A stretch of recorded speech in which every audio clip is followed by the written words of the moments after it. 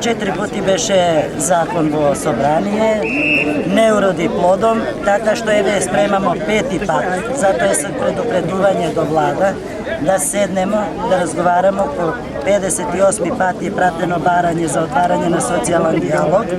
Меѓутоа нема смо никакав одговор од 2010 година, воопште не смо седнати со нив, така што дојдовме пак да ги замолиме да седнемо, да изнајдемо некое решение за оваа категорија на работници. Ако некев господа од власт да најде решение и да седне со нас да преговара, онда ми спремамо шатори пред влада, каде што ќе останемо све докле не се исполни нашите барања.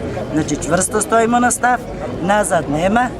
И оваа категорија на работници заслужува да се обештети по член 32 од Устав на Република Македонија наследуе, така што не видам нешто да бараме што не треба да бараме. Значи, с пуно право бараме обештетување, што се надевам дека ќе проработи свеста на влада.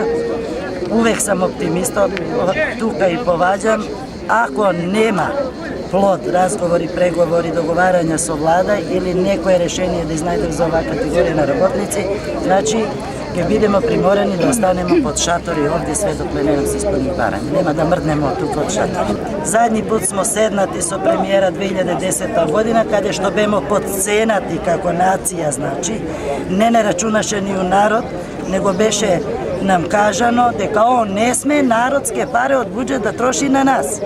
И го прашав, што смо ние онда? Ако не мисли да не обештети, тендер нека распише, нека не извезе некаде.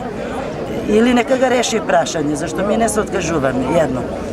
Друго, сакам да нагласим дека морталитет е многу повеќан и е повеќано физичко насилство во фамилија.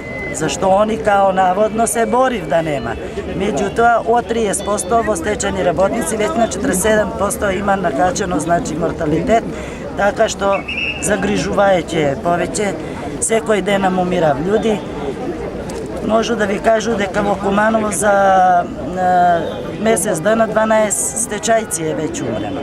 Значи, мани симптоматични болести, него срчан притисак, шлогови, стресови, значи, су допринос на тој, така што ми смо приморани да смо на улицу и нема